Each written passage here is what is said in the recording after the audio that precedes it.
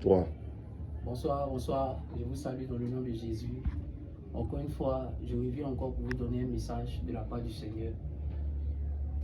Le message, je le tire du livre de 1 Corinthiens 15 à partir du verset 33.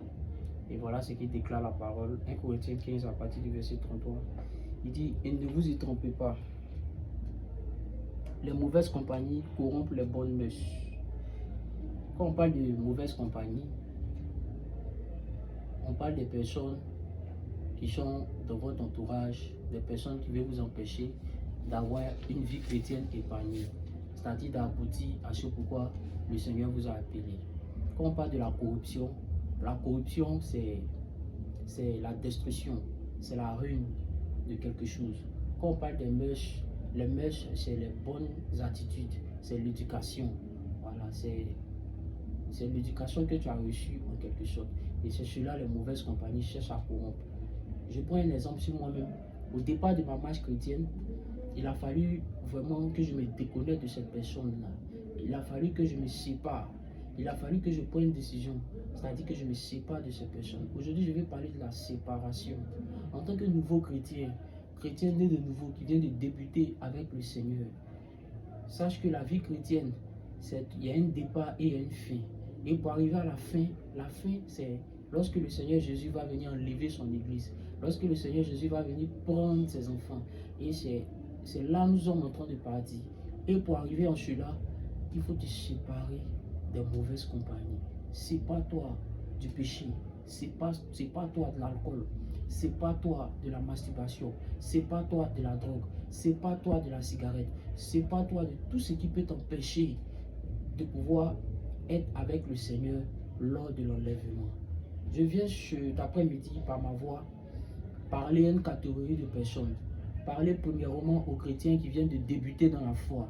Ensuite aussi à des chrétiens qui ont reçu l'esprit, mais à cause de leur mauvaise compagnie, à cause de leur entourage, ils sont tombés. Ils ont attristé le Saint-Esprit qui est en eux. C'est pour cela que je viens.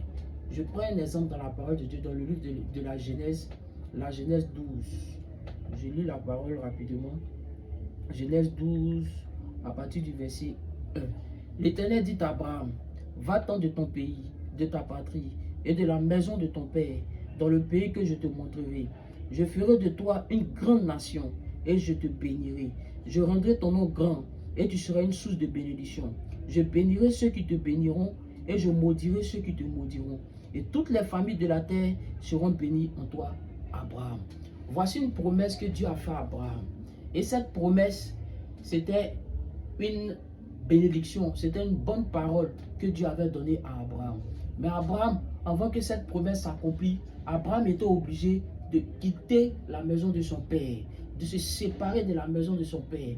Ici, se séparer de la maison de son père, c'est de se séparer des esprits de famille, c'est de se séparer des habitudes familiales.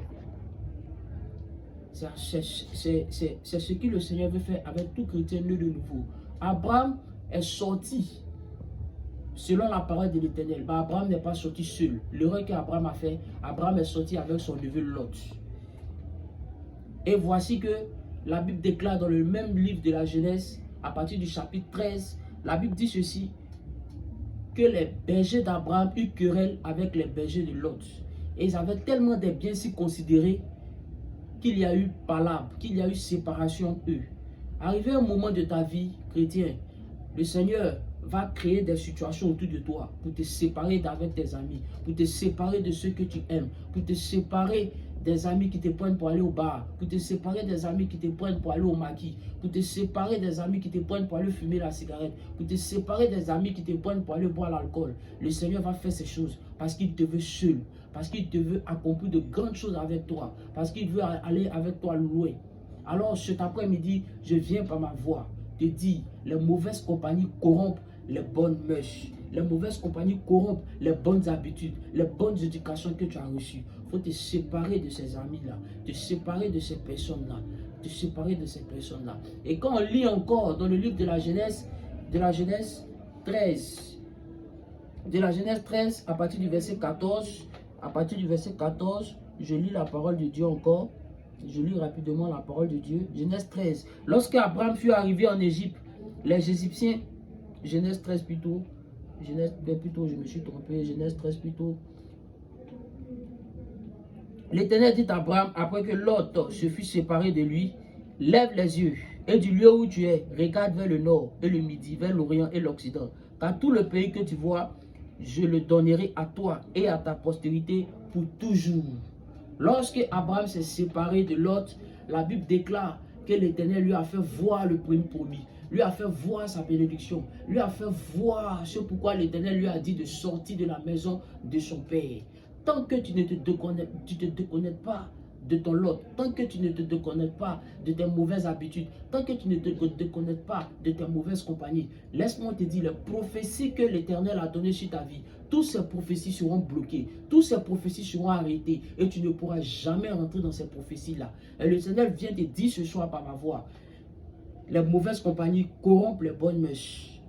Cet après-midi, sache que là où tu es arrivé actuellement, dans ta marche chrétienne, toi chrétien en tant que nouveau converti, tout ce que tu dois faire, c'est de chercher des bonnes compagnies, de chercher la parole de Dieu, de chercher dans la méditation, de chercher des personnes vraiment qui peuvent t'accompagner dans ta marche chrétienne. Et c'est ce que j'ai à te dire cet après-midi. Aussi, je voulais m'adresser à une deuxième catégorie de chrétiens, ceux-là même qui ont reçu l'Esprit de Dieu, mais qui ont attristé le Saint-Esprit en eux. Je veux les dire aussi par ma voix cet après-midi que le Seigneur a un plan pour eux. Le Seigneur dit dans sa parole que si le peuple qui est invoqué mon nom s'humilie, prie et cherche ma face, et s'il se détourne de ses mauvaises voies, la Bible déclare que moi l'Éternel, je les enchalerai, je pardonnerai son péché et je guérirai son pays. Laisse-moi te dire, peu importe où tu es tombé, la Bible déclare que le juste va tomber 7 fois, il va se relever 7 fois. Tu peux revenir à Jésus, tu peux revenir à ton premier amour, tu peux revenir à ton premier amour.